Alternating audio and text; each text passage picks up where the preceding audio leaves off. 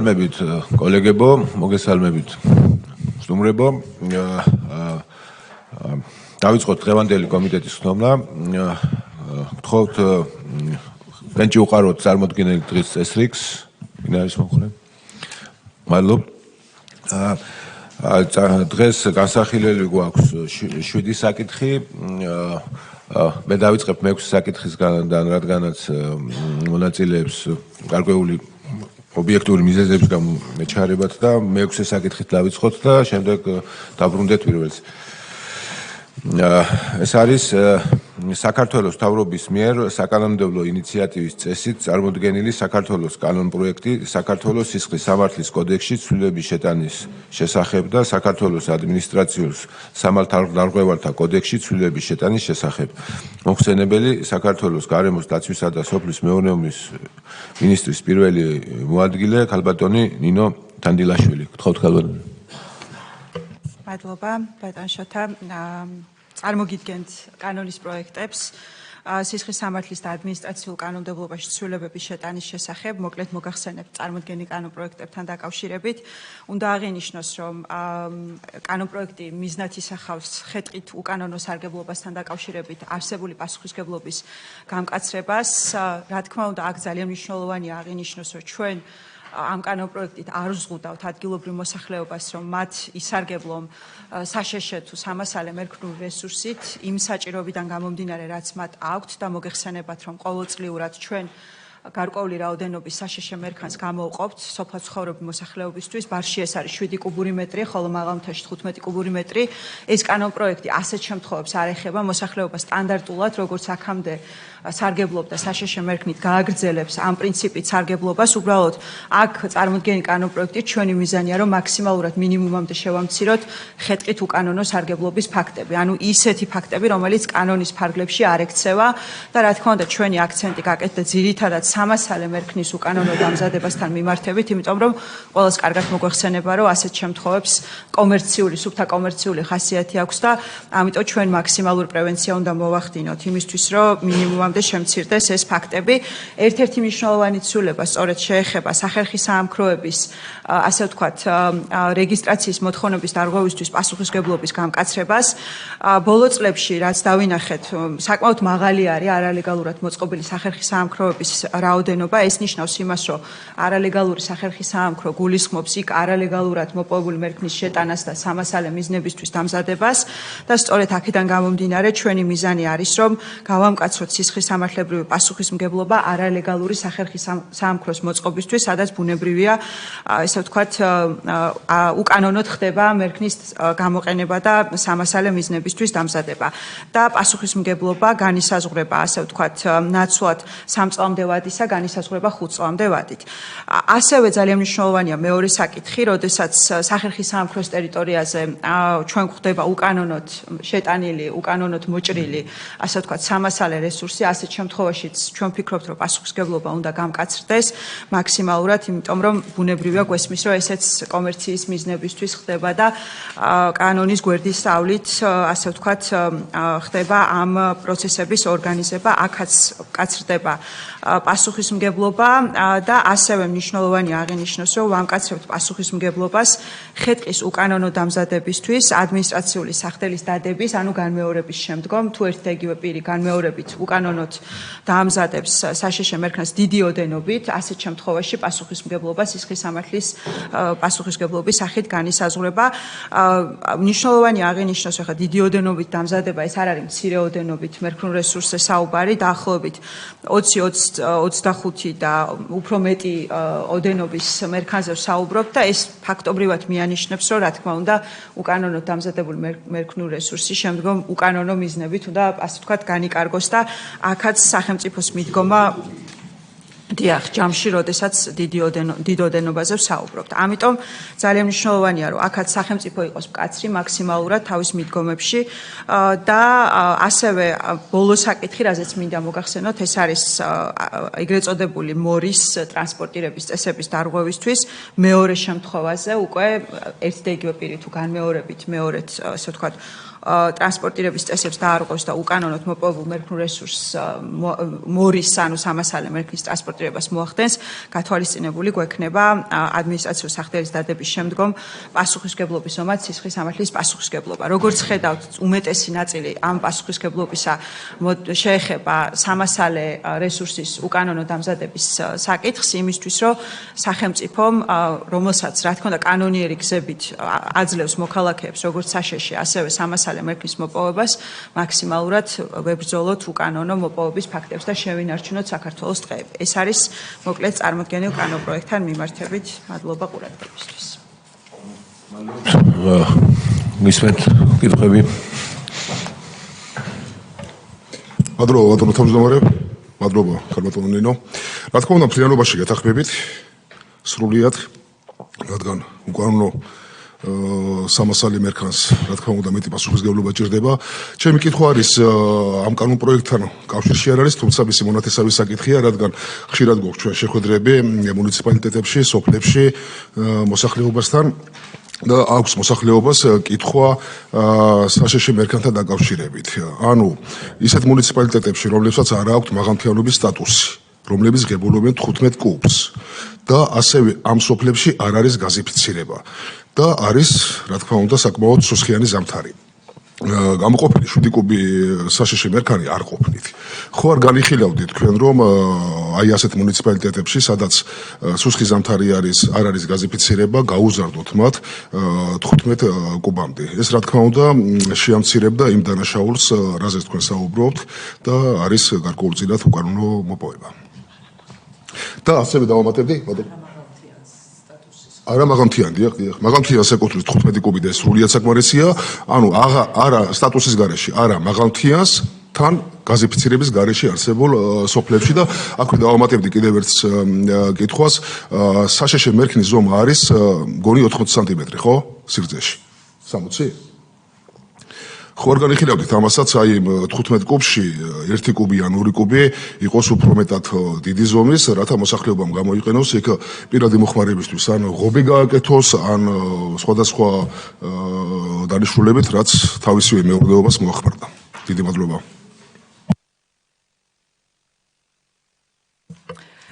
დიახ, მოგახსენებთ, დიახ ბატონო ანტო, თქვენ როგორ ბრძანეთ, ნამდვილად ესეა, ანუ მაღალმთიან სოფლებში 15 კუბურია დაბალ იმ სოფლებში, სადაც სტატუსი არ აქვს მინიჭებული 7 კუბური მეტრი.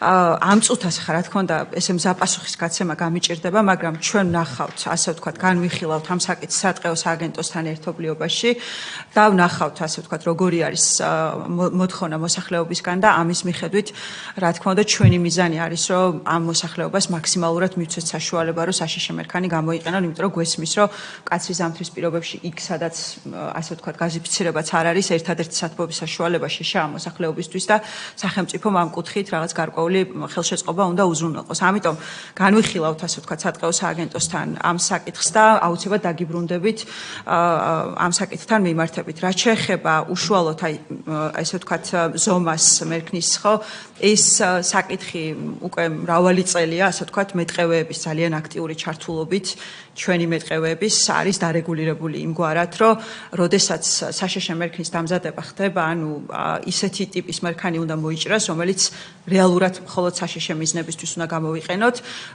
და არ მოჭრათ ისეთი საბოლოო ჯამში, რომლისგანაც შეიძლება რომ მასალა დამზადდეს, იმიტომ რომ ანუ ყველაფერს თავისი ფასი აქვს, ბუნებრივია და ამიტომ საშეშეს თავისი შედარებით მცირე ფასი აქვს, სამასალეს გაცილებით უფრო მაღალი აქვს ღირებულება და სწორედ ამიტომ არის ეს პარამეტრებიც დადგენილი მეტყევეების მხრიდან, რომ ასე ვთქვათ, ეს საშეში მერქანი სწორედ საშეშეს მიზნებს პასუხობს. რაც ეხება თქვენს კითხვას, საითკენაც მიმართული ქონდათ, რომ გამოიყენოს მოსახლემ, ანუ ჩვენ გამონაკლის კანონმდებლობა ითვალისწინებს, რომ მუნიციპალიტეტის მომართვის საფუძველზე თუ ადგილობრივ სჭირდება, ან თქვათ სტიქიის დაზარალების შემთხვევაში გადახურვისთვის, სახლის გადახურვისთვის, ან თქვათ რაღაც იქ მესერის შეკეთებისათვის ასე შემდეგ, ხო? ასეთ შემთხვევაში კანონმდებლობა ითვალისწინებს, რომ მუნიციპალიტეტის მომართვის საფუძველზე შეიძლება მოსახლეს გარკვეული რაოდენობის სამასალე მერქანი გადავცეთ და პირადი მიზნებისთვის მან გამოიყენოს ეს სახელმწიფოსგან გადაცემული რესურსი. ანუ აი ამიტომ ეს ნაწილიც მეტნაკლებად მოცული გვაქვს კანონმდებლობის შესაბამისად და ამ კუთხითაც გარკვეულ დახმარებას უწევთ მოსახლეობას. დიახ. მადლობა, კარბატონო ნინო. დავაზუსტებ, ხოლოდ ანუ ამ შემთხვევაში მოსახლეობა უნდა მიმართოს მუნიციპალიტეტს, რო ჭირდება მას ღობისთვის, ან რაიმე სხვა საჭიროებისთვის და მუნიციპალიტეტი მოგმართავთ მერე თქვენ. დიახ, ანუ გამონაკლისის ნაწილში გვაქვს ესეთი შემთხვევა, რომ აი თქვათ თუ სტიქიის შედეგად დაუზიანდა საცხოვრებელი სახლი. არა, ან დითოვლობის დროს, ან თქვათ რაღაცა კონკრეტული სიტუაცია გვაქვს, დანარჩენ შემთხვევაში უნდა შეიძინოს მაშინ სამასალე მერქანი და ისე გამოიყენოს, ასე ვთქვათ, ერთადერთი გამონაკლისი გვაქვს, ან თქვათ ხანძრის დროს არის თუ სტიქიის დროს არის თუ აი რაღაცა ისეთი შემთხვევა, რომელიც აზიანებს მის უშუალოდ მის საცხოვრებელ სახლს, ასეთ დროს მუნიციპალიტეტის მოვარდნის საფუძველზე სახელმწიფო გადასცემს სამასალეს შეკეთება იმისთვის, რომ შეაკეთოს. დიახ, გასაგებია, თუმცა თუ არა სტიქია, არ არის განსაკუთრებული შემთხვევა, მაგრამ ღობე დაუძველდა, მესერი დაუძველდა და ხელახალი გასაკეთებელი აქვს. ასევე არის ეს საშეშე მერქნის გამოყოფა, თუმცა იმ გამოყოფილში არასამასალე ხისგან ყოველთვის ამოირჩევა ან მეტრა, მეტრა 20, მეტრა ნახევარი სიგრძის, საიდანაც გამოიყენებს მოსახლე იმ განიშნულებით, რომ გაუმჯობესოს თავისი ან მესერი, ან ღობე და ან კიდევ სხვა საცავი. იქნება ამაზე გვემუშავა, იქნება, იმიტომ რომ დიდი მოთხოვნაა მოსახლეობის მხრიდან ამ კუთხით.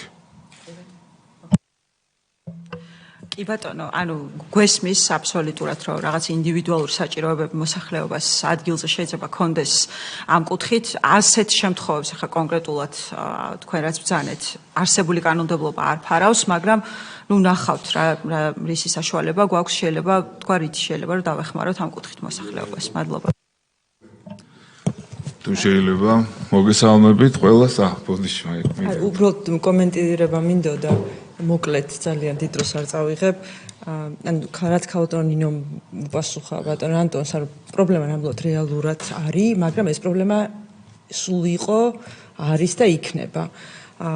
თუმცა თუ ჩვენ რესურსების, ასე ვთქვათ, უფასოდ არიგების კუთხით წავალთ, მაშინ ნებისმიერ ადამიანს, მათ შორის ქალაქში მცხოვრებსაც, ვისაც ღობე დაუზიანდა, სამართლებრივად ექნება იმის მოთხოვნის უფლება, რომ სახელმწიფო მუდმივად მათ იგივე არის და უშუალოდ ქვიშახრეშს ახლა წიაღის თემას გამოვიტანთ. ასე რომ ის განსაკუთრებული შემთხვევები, რომელიც კარგა ხანია კანონმდებლობით ადგენილია, დაახლოებით გავს იმ რეჟიმს, რაც მაგალითად დიდ ქალაქებში მუნიციპალიტეტები ხანძრის დროს ან განსაკუთრებულ შემთხვევაში უნაზღაურებენ მოსახლეობას, ან საცხოვრისის დროებით საცხოვრისის ფულს აძლევენ, ან შემდგომ ბინას გადასცემენ, დაახლოებით ესეთი რეჟიმია. ეს ჩვენ რომ მუდმივად ჩვეულებრივ რეჟიმში გადავაქციოთ, ისე როგორც ეს არის და უშუალოდ არასამასალე მერქანთან მიმართებით, უბრალოდ შეუძლებელი იქნება დანარჩენი ბუნებრივი რესურსების მართვა და პირდაპირ კონსტიტუციასთან მოვალ წინააღმდეგობაში. თუმცა განსაკუთრებული შემთხვევები არც თუ ისე განსაკუთრებული არის, გააჩნია მუნიციპალიტეტს, ეს ყოველთვის ესე იყო. მადლობა მაია. ქალაქის მოთხოვნილება და სოფლის მოთხოვნილება სხვადასხვა, გავმიჯნოთ. ვერ დაგეკითხებთ, ქალაქშიც მაგალითად თბილისის შემოერთებული სოფლები სავსე არის დანგრეული ღობეები. კი, თუმცა გამოყოფილი 7 კუბიდან ან 15 კუბიდან 1 კუბი რო გამოიყოს და იმ ზომაზე დაიხერხოს, რასაც მოსახლეობა გამოიყენებს, მე მგონი ამით არაფერს არ დავაშავებთ. ამისთვის განსაკუთრებული ხეკი არ შევარჩიოთ, რომელიც სამასალია, არამედ საშეშე მერქნიდან ამოირჩეს და 1 კუბი დახერხოს უფრო მეტი სიგრძის, რასაც გამოიყენებს განიშნულებით. რას ვაშავებთ ამით?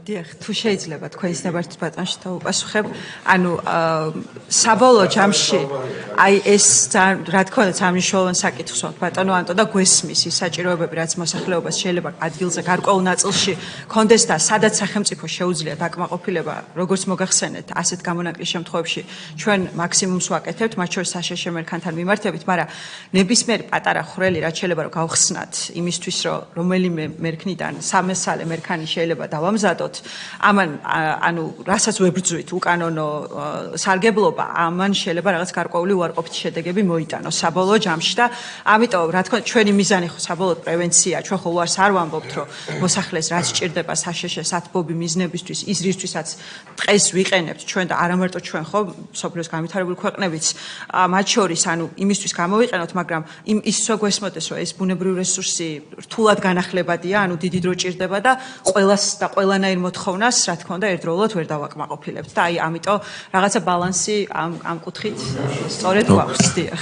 კიდევ არის ერთი გამოსავალი, გაზიფიკაცია უნდა დავაჩქაროთ და ყველას უნდა შემდეგ მოხმარებაც უკვე აღარ იქნება აქტუალური.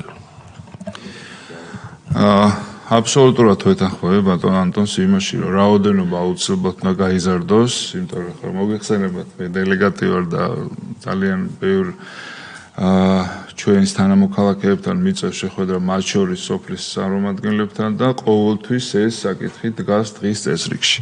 ასევე ერთი ძალიან საინტერესო საკითხი მინდა შეშასთან დაკავშირებით დავაყენო.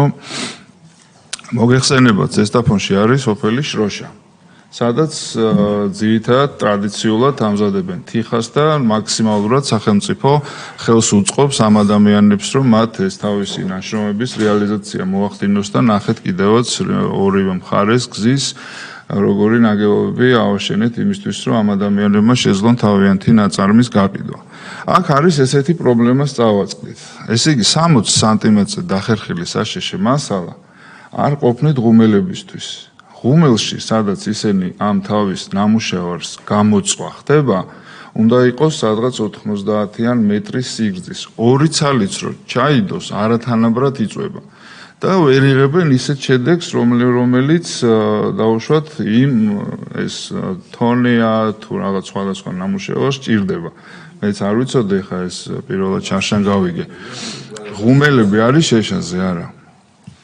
და მასიურად ახლა ძალიან ბევრ ოჯახს აქვს იქ ახლა ეს ღუმელები და ფაქტიურად სოფელი ამით ასე ვთქვათ სულდგმულობს. ახლა მუნიციპალიტეტს შეიძლება დაუშვათ მიმართოს სოფლის მოსახლეობა, მაგრამ ეს შეიძლება იყოს ერთჯერადი რაღაც, მაგრამ როდესაც პერმანენტულად ესეთი საჭიროება აქვს სოფელს, არ ვიცი, რაღაცა მოსაფიქრებელი არის ამ მიმართულებითაც, რომ თუ არ ვიცი, სხვა მსგავსი საჭიროება რომელიმე სოფელს სხვაგან უდგას, არ ვიცი, მაგრამ ეს ცალსახაა და ძალიან ისე მწვავედ დააყენა მოსახლეობამ შარშან ეს საკითხი ჩემთან, რომ იმისთვის, რომ სწორად გამოიწვას ის ნამუშევარი, მაგალითად ახლა ქვევრი თუ სწორად არ გამოიწვა, 2-3 წელიწადში იბზარება, ფუჭდება და შესაბამისად აღარ არის ვარგისიანი. და აქედან გამომდინარე ეს საჭიროება დგას და ეხლა მე რაღაც გვერდისავლები უწევთ ამ მოსახლეობას რა. მაგაზე მე გიპასუხებ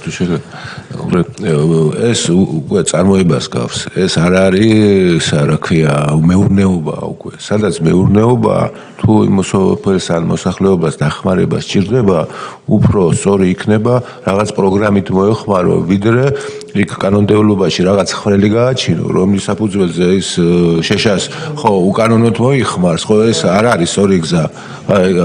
ეს მინდა თქვა, რომ სწორი გზა იქნება, რომ მასეთ წვრილ მეურნეობებზე ვიფიქროთ ჩვენ რაღაც სპეციალური პროგრამის შემუშავება, რომელიც საშუალებას მისცემს იმას, რომ ლეგალურად სწორად აწარმოოს სახელმწიფოს ხარდაჭერით თავისი მეურნეობა აწყოს. მე ასე ვფიქრობ, რომ ეს უფრო პროდუქტიული იქნება, ვიდრე ეხა რაღაცა 1 ან 2 კუბის დამატების სიგრძის მომატებით.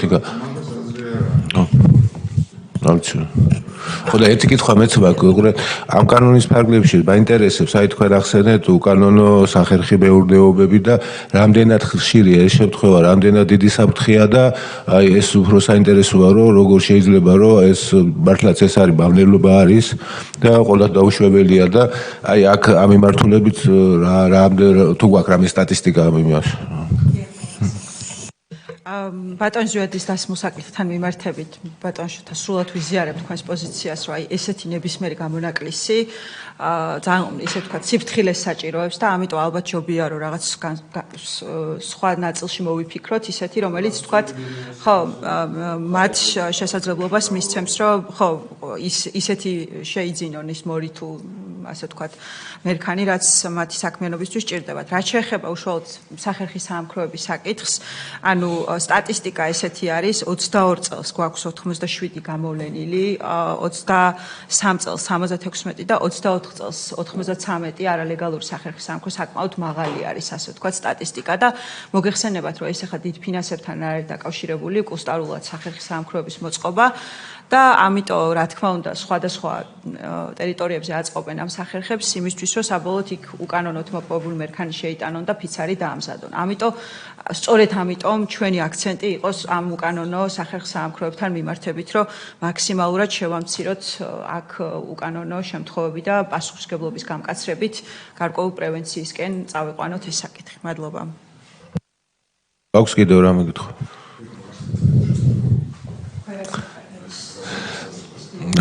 რა კომენტარები ხო არ გვინდა?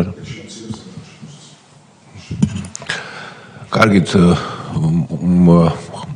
უყაროთ კენჭი აღნიშნულ კანონპროექტს, ვინ არის მომხრე? მადლობა.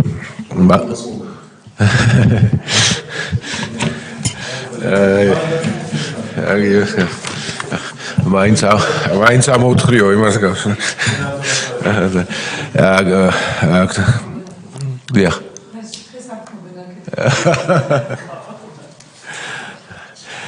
მე ფიქრობ, რომ წვრილ მეურნეობებს ჯობია სხვა ტიპის პროგრამებით მოვეხმაროთ, ვიდრე ეს პროვა ეფექტური იქნება და უფრო სწორი.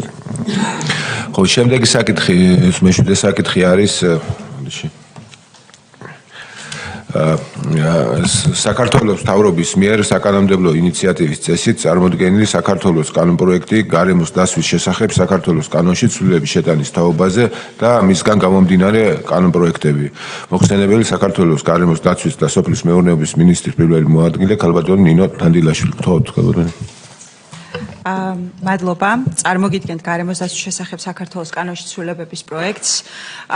როგორც მოგეხსენებათ, ასე ვთქვათ, წარმოდგენილი კანონპროექტის შემუშავება გამომდინარეობს საქართველოს და ევროკავშირის შორის ასოცირების შეთანხმებიდან და ასევე საქართველოს წევრობიდან ენერგეტიკულ გაერთიანებაში. კანონპროექტის მიზანი არის, რომ იმ ასე ვთქვათ, ბიზნეს ოპერატორებს, რომლებსაც თავის საქმიანობის შედეგად გარკვეული მავნე აირების გაფრქვევა უწევთ ატმოსფეროში კლიმატის ცვლილების კუთხით, რაც გავლენას ახდენს, ასე ვთქვათ, ატმოსფეროს მდგომარეობაზე, გარკვეულწილად ანგარიშგების და ამ სათბური აირების გაფრქვევის ნებართვის გაცემის ვალდებულება სითვალისწინებს წარმოდგენილი კანონპროექტი. მიზანი საბოლოო ჯამში არის ის, რომ სამრეწველო სექტორიდან აი ამ კონკრეტული მავნე აირების გაფრქვევაზე სახელმწიფოს კონდეს მაქსიმალურად ზუსტი ინფორმაცია და ვიცოდეთ თქვათ რომელი საწარმოდან რა მასშტაბის გაფრქვევებთან გვაქვს საქმე. რა თქმა უნდა დღესაც გვაქვს მონაცემები ამ კუთხით ბუნებრივია მრეწველობის სექტორიდან, მაგრამ უფრო მეტად დაზუსტებული მონაცემების შეგროვებაზე ვსაუბრობთ. რატომ არის თავის მხრივ ეს სისტემა მნიშვნელოვანი და დაკავშირებული გარკვეულ სხვა საკითხებთან, რასაც ევროკავშირი აპირებს რომ უახლოეს პერიოდში მოიტანოს და რამდენად კავშირშია ეს ორი საკითხი ერთმანეთთან. მოგეხსენებათ, რომ ევროკავშირს აქვს გაცხადებული პოლიტიკა კლიმატის ცვლილების კუთხით აპირებენ კლიმატ ნეიტრალურობის მიღწევას 2050 წლისთვის და მთელი რიგი რეგულაციები აქვს შემოღებული ამ კუთხით, მათ შორის ბიზნესებისთვის.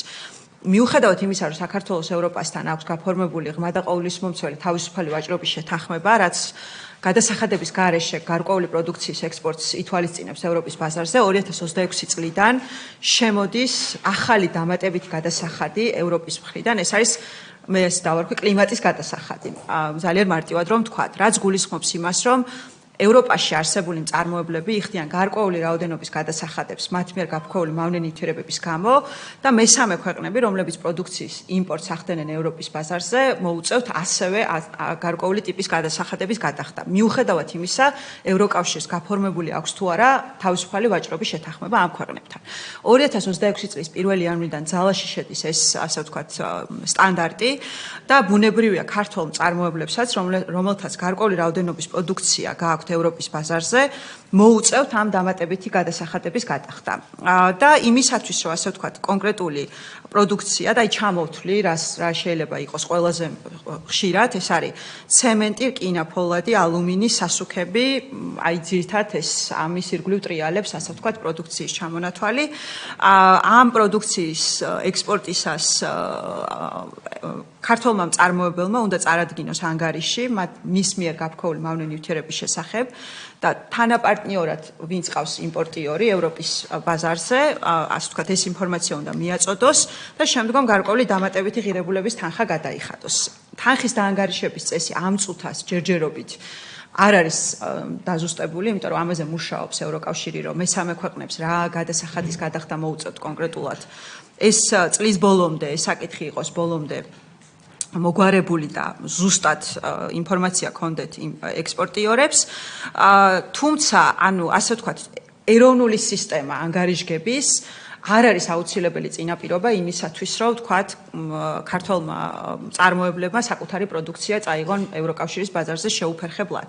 მათ შეუძლიათ, რომ დაიქირავონ საერთაშორისო აკრედიტირებული ექსპერტი, რომელიც, ასე ვთქვათ, ევროპული სტანდარტების შესაბამისად დაითვლის კონკრეტულ მონაცემებს, ანგარიშგებას მოახდენს მსხვილი ექსპორტიორი შესაბამის უწყებასთან ან ევროპის ბაზარზე არსებულ თანაპარტნიორთან და ამის საფუძველზე შეძლებს პროდუქციის შეტანას ევროპის ბაზარზე.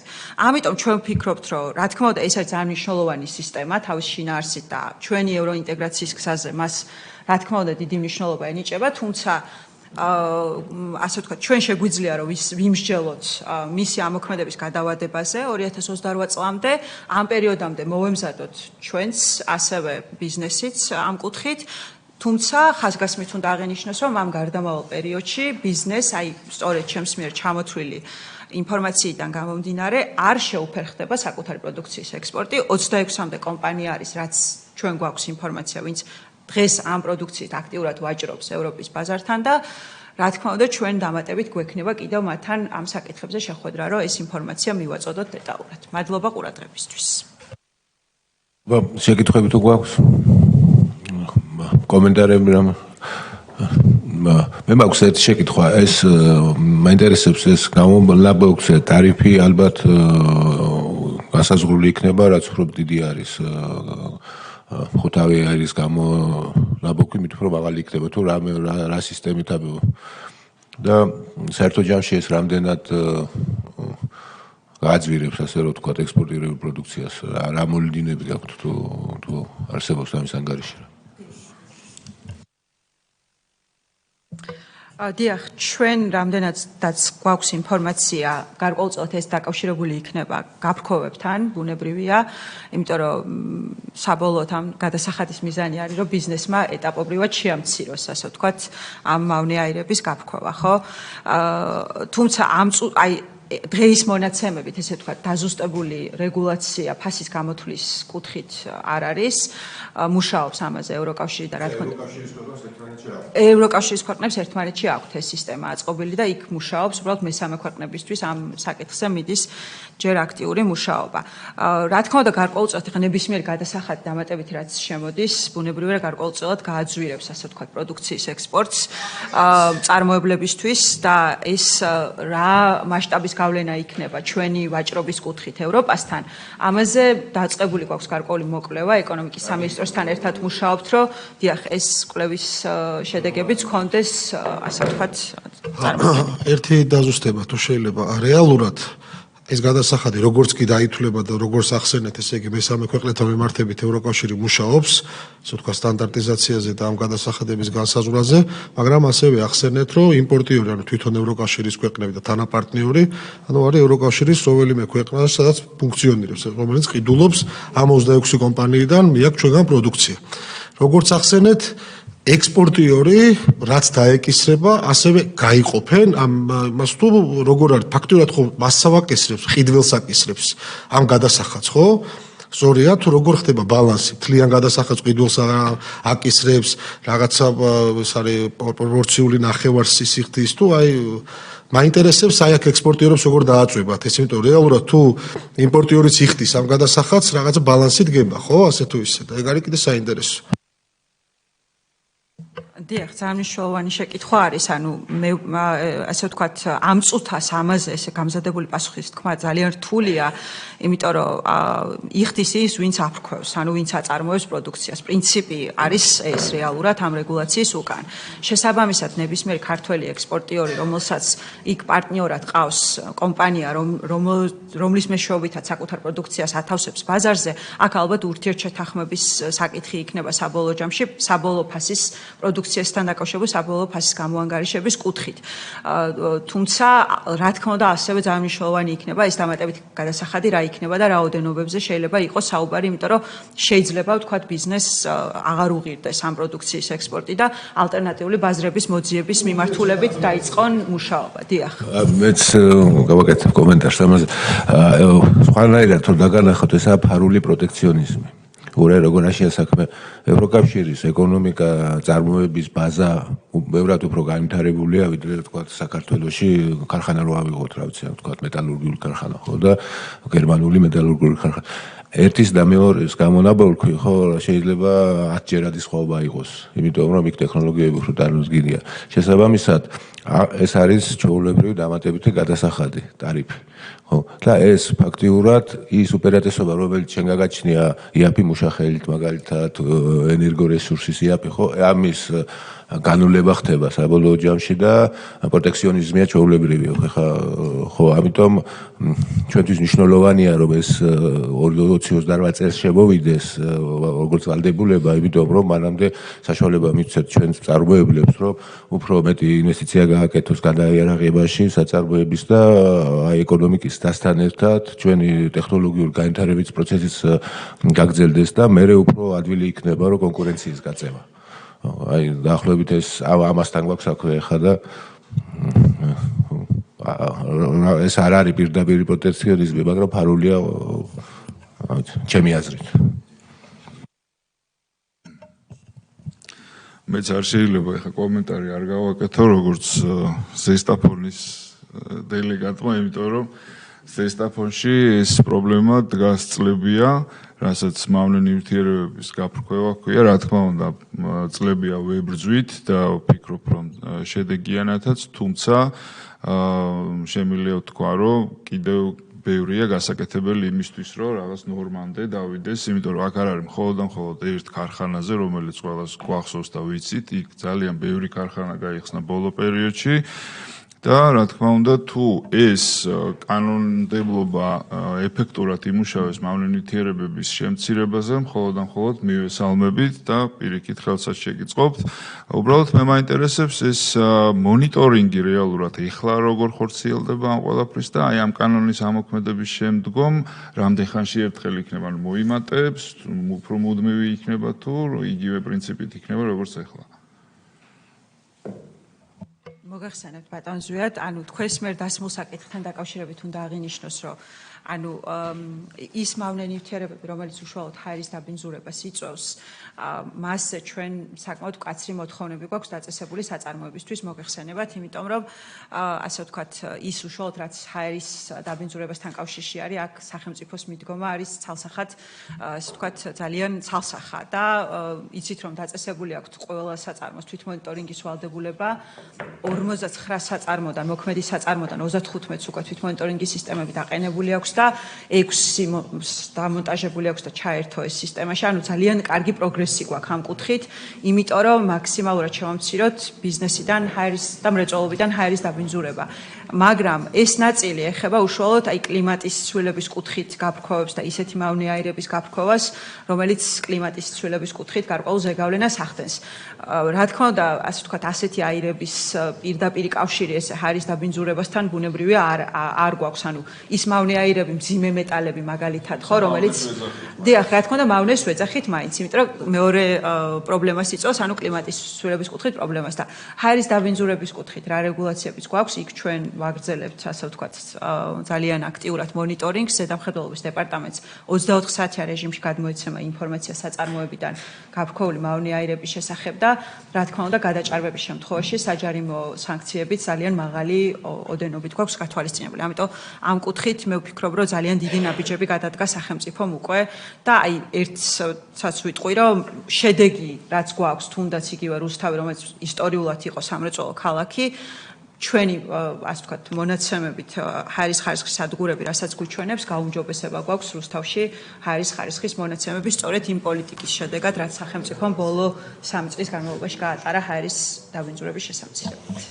დავამატებ ჩვენ ამ ჰაერის დაბინძურებასთან დაკავშირებით რა, ანუ კლიმატის ცვლილება რო გვერდზე გადავდოთ და ეს მეთანი და კარბონ დიოქსიდი, რომელიც ათბური ეფექტის მქონეა, რაც ქაუტონინომ თქვა ჰაერის დაბინძურებასთან და გამკაცრებულ კანონმდებლობასთან მიმართებით პრაქტიკულად 3 თუ 4 წელია უკვე კომპანიები გადაიარაღების სტადიაზე არიან და შედეგები მართლა გაუმჯობესებული გვაქვს და დენისი აქ არის ჩვენ კომიტეტის სტომა გვექნება მოსმენა ამ ჰაერის დაბინძურების კუთხით რა შედეგები გვაქვს მას შემდეგ რაც კანონმდებლობა უფრო კარგი გავხადეთ ასე ვთქვათ მოქნილი ამ კუთხით მაგალითად სისხლის სამართალი გავაუქმეთ და ადმინისტრაციულ სამართალღობა ჩავდეთ იმიტომ რომ ეს უფრო ეფექტიანია და უფრო აკავებს კომპანიებს ასე რომ გვექნება ჩვენ მალე კომიტეტის სტომა საზნამხელო ფუნქციის ფარგლებში და გეტყვით თქვენც თუ დაინტერესდებით და ეს წარით საზნამხელობა წარმოადგენს სრულ ინფორმაციას.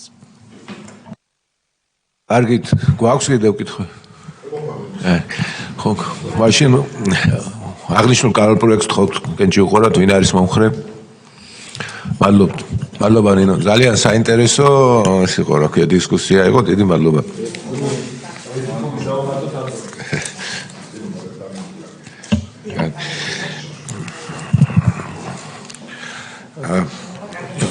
მადლობა. დავიწყოთ პირველი საკითხით.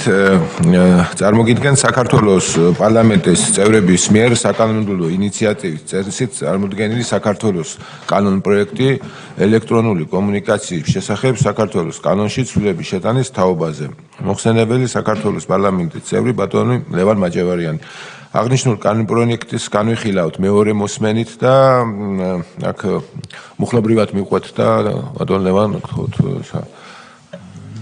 ბატონო თავმჯდომარე, ძვირფასო კოლეგებო, დამცრე საზოგადოებო, მეორე მოსმენით წარმოგიდგეთ კანონპროექტს ელექტრონული კომუნიკაციების შესახებ საქართველოს კანონში ცვლილების შეტანის შესახებ. კარგი. მუხლი პირველი პუნქტი განხორციელდა თუ არა ცვლილება? არა, ცვლილება არ განხორციელდა. მეორე პუნქტი განხორციელდა თუ არა ცვლილება? არც აქ არ განხორციელებულა ცვლილება. მუხლი 2 განხორციელდა თუ არა ცვლილება? არც აქ არ ცვლილება განხორციელება. ესე იგი ცვლილებები არ გვაქვს, ვთხოვთ კენჭი უყურებთ მეორე მოსმენით დაგშვა. მადლობა. კარგით, გადავიდეთ შემდეგ საკითხზე. საქართველოს პარლამენტის წევრების მიერ საკანონმდებლო ინიციატივის წესით წარმოდგენილი საქართველოს კანონპროექტი წიაღის შესახებ საქართველოს კანონში ცვლილების შეტანის თაობაზე და მისგან გამომდინარე კანონპროექტები. მოხსენებელი საქართველოს პარლამენტის წევრი ქალბატონი მაია ბითაძე. ისეთ ქალბატონი მაია. მადლობა ბატონ შოთა, წარმოგიდგენთ პირველი მოსმენით განსახილველად დეპუტატების საკანონმდებლო ინიციატივის წესით მომზადებულ პაკეტს, რომელიც 8 კანონპროექტისგან შედგება, შედის ცვლილებები წიაღის შესახებ კანონში და მისგან გამომდინარე ტექნიკური ცვლილებები სხვა კანონებში. საკითხი ეხება მინერალური რესურსების ეროვნული სააგენტოს მმართველობითი რგოლის შეცვლას. იგი კვლავ უბრუნდება გარემოს და სოფლის მეურნეობის დაცვის სამინისტროს. მოგეხსენებათ 2018 წელს წიაღის ეროვნული სააგენტო იმდროინდელი სახელით გამოეყო გარემოს დაცვის სამინისტროს, იმდროინდელი სამთავრობო ორგანიზაციის დროს და გადავიდა ეკონომიკის სამინისტროში, რამაც გარკვეული ხასიათის შეფერხებები გამოიწვია, შეფერხებებს ვერ ვიტყოდი, მაგრამ გადაფარვები გამოიწვია, როგორც ლიცენზიის გაცემის საწყის ეტაპზე, ასევე განსაკუთრებით ინსპექტირების დროს. შესაბამისად, მთავრობასთან ერთად მუშაობის შედეგად წარმოდგენილი გვაქვს პარლამენტში ეს კანონპროექტი განსახილველად, ამაზე საუბარი იყო მათ შორის წინამოწვევის პარლამენტში. განსაკუთრებულ ყურადღებას გავამახვილებ ინსპექტირების ნაწილზე. დღეს ინსპექტირების ფუნქციას ითავსებს როგორც ზედამხედველობის დეპარტამენტი გარემოს დაცვის სამინისტროსი, რომელიც სადღაც 900 ადამიანამდეა და უშუალოდ ოპერატიულ საქმიანობას დაახლოებით 700 ადამიანი ეწევა, 90 მანქანით, 400-მდე ადამიანი უკაცრავად 90-მდე მანქანით, მაშინ როდესაც წიაღის მინერალური რესურსების ეროვნულ სააგენტოს ყავს ოპერატიულ საქმიანობაზე გამწესებული დაახლოებით 14 საშტატო ერთეული, აქედან 9 ადამიანი არის დასაქმებული, აქედან დასავლეთ საქართველოში 1-2 ადამიანია მივლენილი სამეურნეობო ფუნქციების განსახორციელებლად დაახლოებით 5 ავტომობილით. შესაბამისად, ბევრად უპრიანია, რომ დაბრუნდეს, ასე ვთქვათ, სრულფასოვანი კონტროლი ზედამხედველობის სამსახურის ხელში, ისევე როგორც ლიცენზიის საწყის ეტაპზე გაცემის დროს, ასე ვთქვათ, საფონდო მასალა, გეოლოგიური საფონდო მასალა გეოლოგები, თვითონ მიწის ფენების გადაფარვის საკითხი, ეს როდესაც არის ერთი უწყების ხელში, ერთი სამეცნიერო სკოლის ქვეშ, ბევრად შეამცირებს და ეფექტიანს გახდეს როგორც აღსრულების, ასევე ლიცენზიების გაცემის ნაწილს. სულ ეს იყო და თუ რაიმე კითხვები გაქვთ, მზად ვარ, რომ გიპასუხოთ. აქვს კითხვები?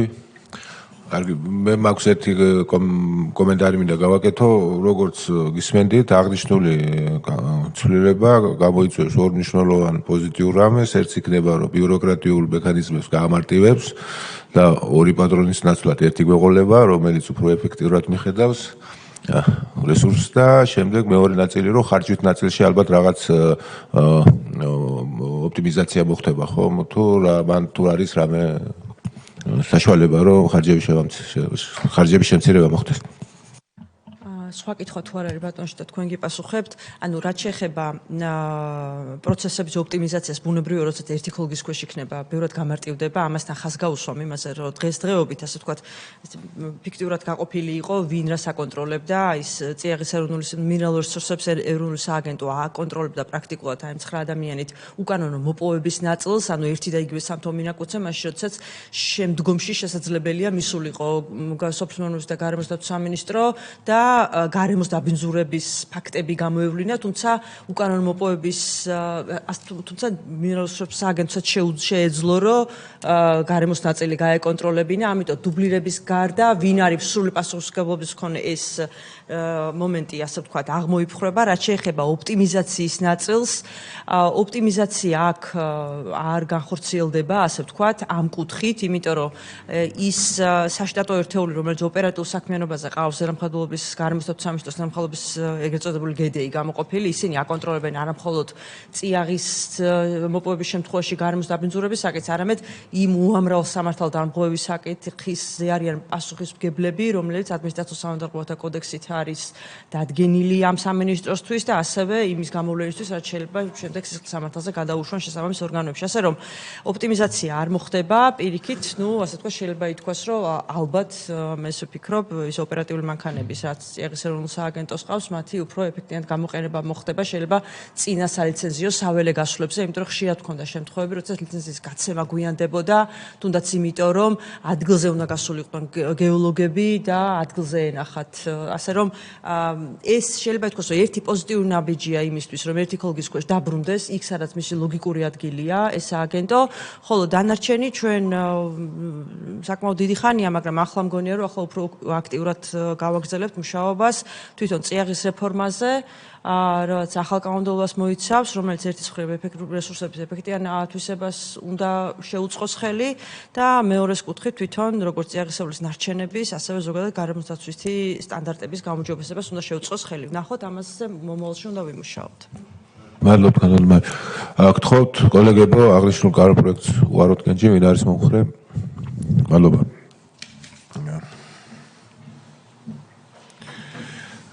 ეხლა გადავიდეთ შემდეგ საკითხზე. საქართველოს პარლამენტის წევრების მიერ საკანონმდებლო ინიციატივის წესით წარმოდგენილი საქართველოს კანონპროექტი იარაღის შესახებ საქართველოს კანონში ცვლილების შეტანის თაობაზე და მისგან გამომდინარე კანონპროექტები. მომხსენებელი საქართველოს პარლამენტის წევრი ქალბატონი გენრიეტა წიწავა. გთხოვთ ქალბატონო გისმენთ. მოგესალმებით კოლეგებო, მივესალმებით ამსრეს საზოგადოებას. პირველი მოსმენი წარმოგიდგენთ საქართველოს კანონის პროექტზე იარაღის შესახებ საქართველოს კანონში ცვლილების შეტანის თაობაზე და გამომდინარე აღნიშნული კანონპროექტიდან 5 კანონში შედის ცვლილება. წარმოდგენილი საკანონმდებლო პაკეტი კაცრდება სასიგნალო იარაღთან და მის ვაზნებთან დაკავშირებული რეგულაციები. საქართველოს კანონმდებლობით სასიგნალო იარაღის შეძენა და მისი გამოყენება შეუძლია ნებისმიერ პირს, მათ შორის არასრულწლოვანს, რისთვისაც არ არის დადგენილი რაიმე სახის ნებართვა. მარტივია სასიგნალო იარაღის ან საბრძოლო მასალის იმგვარი გადაკეთება, რომლის შედეგად სასიგნალო იარაღიდან შესაძლებელია ცეცხლსასროლი იარაღისთვის განკუთვნილი საბრძოლო მასალის გასროლა. სასიგნალო იარაღისგან მომდინარე საფრთხეების გათვალისწინებით, საზოგადოებრივი საფრთხეებისა და მართლწესრიგის დაცვით, აგრეთვე იარაღის ბრუნის კონტროლის უზრუნველყოფის მიზნით საქართველოს შინაგან საქმეთა მინისტრის ბრძანებით განისაზღვრება სასიგნალო იარაღის ტარების წესი, თუმცა აუცილებელია დასახელებული წესის საკანონმდებლო დონეზე იყოს გათვალისწინებული. პრინციპების დონეზე გაგაცნობთ კოლეგებო, ზოგადად კანონებში რაც ცვლილებები შედის. წარმოადგენელი სასიგნალო იარაღთან დაკავშირებული ლიცენზია ნებართვა. წარმოადგენელი საკანონმდებლო ცვლილებებით სალიცენზიო საქმიანობად განისაზღვრება სასიგნალო იარაღის, მისი ძირითადი ელემენტების ვაზნის დამზადება და ასევე მისი ვაჭრობა, ხოლო ნებართვის დაექვემდებარება ფიზიკური პირის მიერ სასიგნალო იარაღით შეძენა, შენახვა ტარების უფლებით, სასიგნალო იარაღის ან მისი ვაზნის გადატანა, გადაზიდვა და გადაგზავნა, ასევე საქართველოს მოქალაქის მიერ სასიგნალო იარაღის და ვაზნის საქართველოს შემოტანა, საქართველოს გატანა, გარდა ტრანზიტისა და რეექსპორტისა.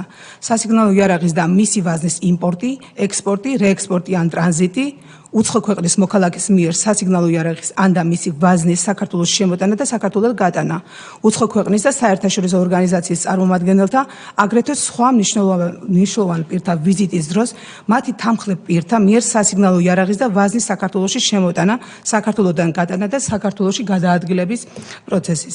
სასიგნალო იარაღის შეძენა, შენახვა ან ტარების უფლებით, მისი საქართველოში შემოტანის ან საქართველოსდან გატანის ნებართვის, გარდა ტრანზიტისა და რეექსპორტის ნებართვისა, მოპოვება შესაძლებელი იქნება 18 წლის ასაკიდან. დღემდე ეს ასაკი არ არის ფიქსირებული, ყველა შეუძლია და არასრულწლოვანები ხშირ შემთხვევაში მოკლედ და ეს ასაკი ახლა რეგულირდება. საგულისხმოა, რომ სასიგნალო იარაღის ან მისი ვაზნის დამზადებასთან, შეკეთებასთან და ვაჭრობასთან, იმპორტთან და ექსპორტთან, რეექსპორტთან, ტრანზიტთან დაკავშირებულ ლიცენზიებს გასცემს საქართველოს თავდაცვის სამინისტრო. ხოლო ფიზიკური პირის იარაღის შეძენა, შენახვა ტარების უფლებით, გადატანა, გადაზიდვის, საქართველოში შემოტანის ან საქართველოსდან გატანის ნებართვას საჯარო სამართლის იურიდიული პირის საქართველოს შინაგან საქმეთა სამინისტროს მომსახურების სააგენტო. სალიცენზიო ნებართვასთან და საქმიანობის მოსაკრებელთან და საფასურთან დაკავშირებითაც მოგახსენებთ, წარმოადგენელ პაკეტში შემავალი სალიცენზიო და სანებართვო მოსაკრების შესახებ საქართველოს კანონში ცვლილების შეტანის თაობაზე საქართველოს კანონის პროექტი დგინდება ზემოაღნიშნული საქმიანობისთვის სალიცენზიო და სანებართვო მოსაკრების შემდეგი სახით.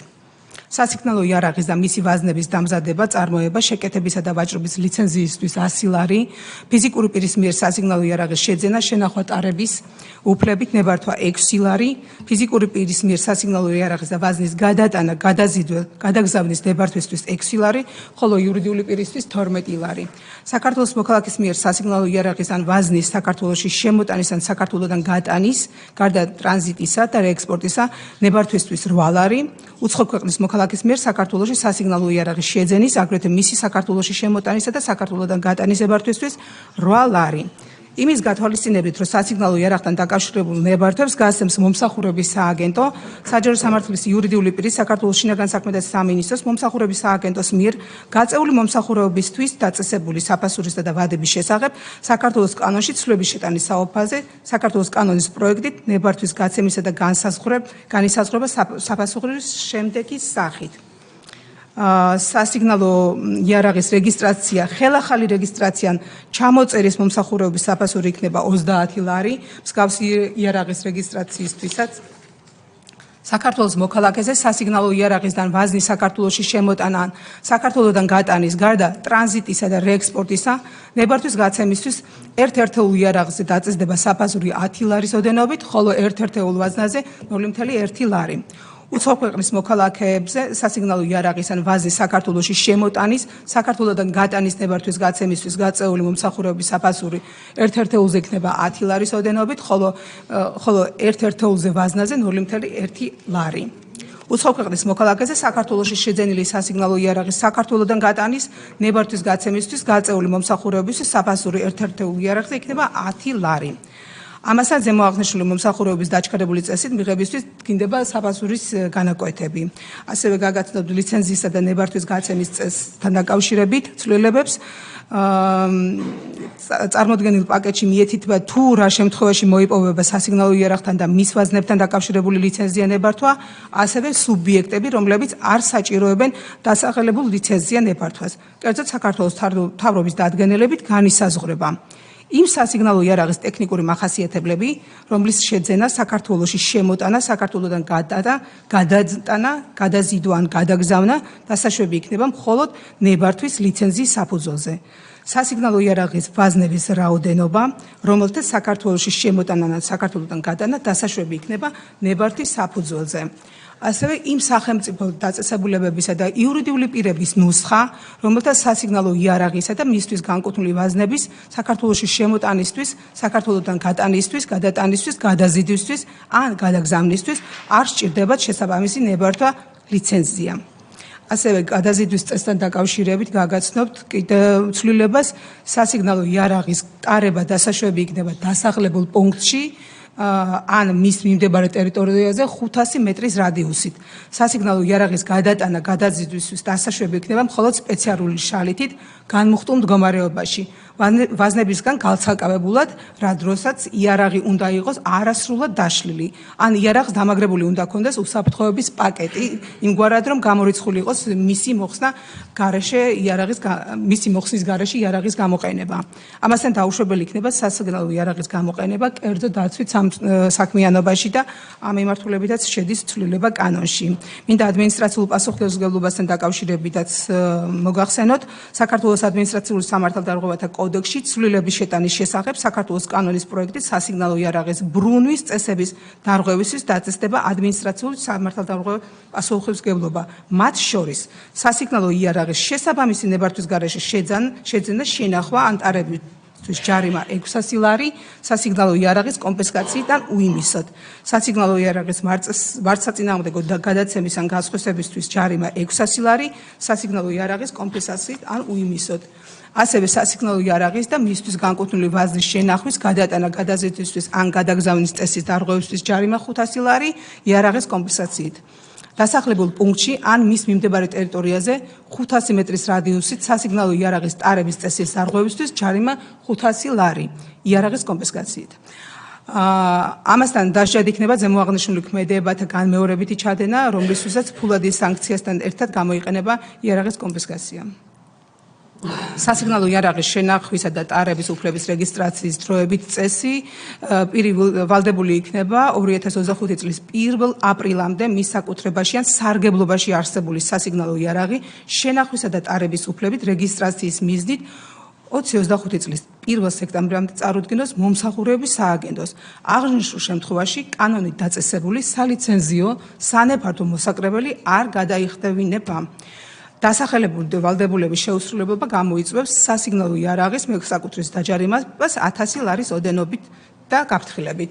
მოგეხსენება თუ ის 1 სექტემბრამდე წარმოადგენს და რეგისტრაციას გაივლის, ეს ყველაფერი იქნება უფასოდ. წარმოადგენელი საკანონმდებლო ცვლილებების ამოქმედება დაგეგმილია 2025 წლის 1 ივლისამდე. სულ ეს იყო პრინციპების დონეზე. კოლეგებო, გვაქვს რამე კითხვები ახლა დაკავშირებით? მე მაქვს ერთი კითხვა, აი ეს გადასახადები ადრე არა ქვემდებარებოდა არანაირად, თვითონ რეგისტრაციასაც არ გადიოდა სასიგნალო იარაღი და შესაბამისად გადასახადებსაც. ხო, მოკლედ ბიუჯეტში პოზიტიური იქნება. თან ეს ძალიან მნიშვნელოვანია, რომ აი ეს ერთგვარი იარაღის ბრუნვის კონტროლსაც ითვალისწინებს და უსაფრთხოების საზოგადოების უსაფრთხოების მიმართულებითაც ძალიან წინ გადადგმული ნაბიჯი არის აღნიშნული კანონმდებლობა. ჩვენც მივესალმებით აღნიშნულ ინიციატივას და ძალიან სწორი კანონმდებლობა არის და გთხოვთ კოლეგებო უყუროთ აღნიშნულ კანონპროექტს. მადლობა კარგად. გადავდივართ შემდეგ საკითხზე, ეს გახლავთ საქართველოს მთავრობის მიერ საკანონმდებლო ინიციატივის წესით წარმოდგენილი საქართველოს კანონპროექტი საქართველოს სარკინიგზო კოდექსში ცვლილების შეტანის შესახებ და საქართველოს ადმინისტრაციის სამართალდარღვევათა კოდექსში ცვლილების შეტანის შესახებ მოხსენებელი საქართველოს ეკონომიკისა და მდგრადი განვითარების მინისტრის მოადგილე ბატონი გურამიშვილი. გთხოვთ ბატონო.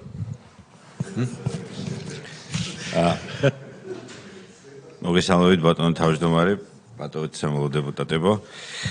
წარმოდგენილ კანონპროექტში შემუშავებულია სარკინიგზო პოლიტიკის რეფორმის მეორე ფაზის ფარგლებში საკანონმდებლო ინიციატივა, რითაც ეროვნული კანონმდებლობა უახლოვდება ევროკავშირის კანონმდებლობის მიერ დადგენილ სტანდარტს და რაც გათვალისწინებულია 2021 წლის 792 რეგულაციით და ასევე 2016 წლის 798 დირექტივით.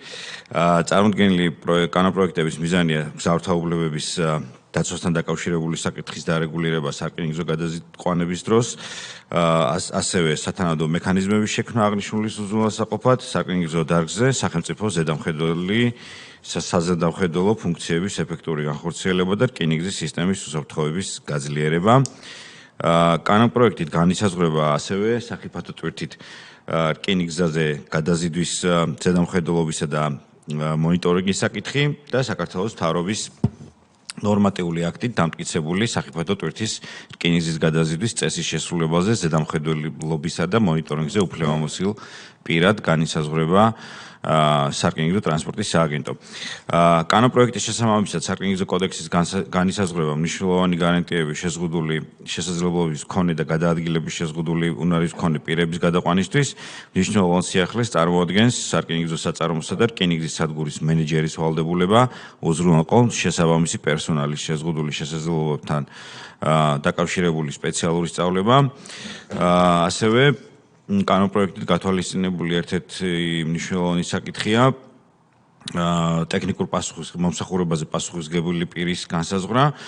კერძოდ, თითოეული სატრანსპორტო საშუალების სარკინიგზო ქსელში გამოყენებამდე უნდა განისაზღვროს მის ტექნიკურ მომსახურებაზე პასუხისმგებელი პირი, რომელიც უნდა ფლობდეს ტექნიკურ მომსახურებაზე პასუხისმგებელი პირის სერტიფიკატს და ტექნიკურ მომსახურებაზე ამ პასუხისმგებელმა პირმა უნდა უზრუნველყოს იმ სარკინიგზო სატრანსპორტო საშუალების მოძრაობისთვის უსაფრთხო მდგომარეობაში ყოფნა, რომელთა მოვლა შენახვასა და ტექნიკურ მომსახურებასაც ახორციელებს ეს საწარმო.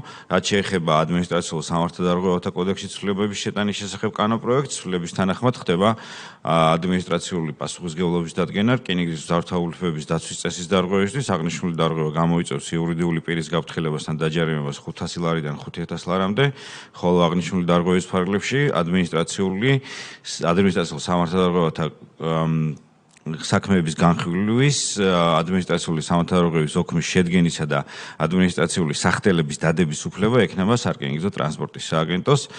წარმოდგენილი ცვლილებები ხელშეუწყობს მზარდთაობლების დაცვის გაძლიერებას, მომხმარებელთა მომსახურების ხარისხის გაუმჯობესებას, ტურიზმის განვითარებას და სარკინიგზო უსაფრთხოების ხარისხის გთხოვთ მხარდაჭერას.